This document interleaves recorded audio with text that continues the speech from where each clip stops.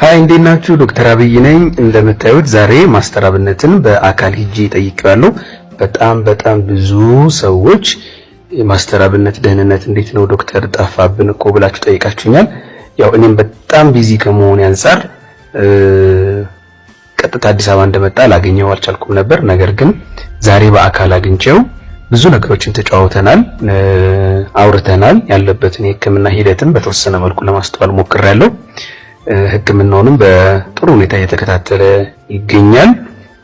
ቀጣይ አዳዲስ ነገሮች በሚኖርበት ጊዜ ማሳወቃችሁ ይሆናል።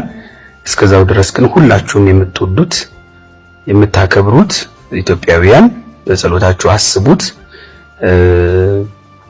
ወደ ቀደመ ስራው ወደሚወደው ወደሚያከብረው ልቡን ሐሴት ወደሚሞላው ስራው ደግሞ በጊዜ እንዲመለስ ሁላችንም ማድረግ የምንችለው በጸሎት ማገዝ ስለሆነ ጸሎታችንን ሙስሊም ናችሁ በሃይማኖታችሁ፣ ክርስቲያን ናችሁ በሃይማኖታችሁ እንድትጸልዩለት ስል በጣም በትህትና ጠይቃችኋለሁ። በተረፈ አዲስ ነገር በሚኖርበት ጊዜ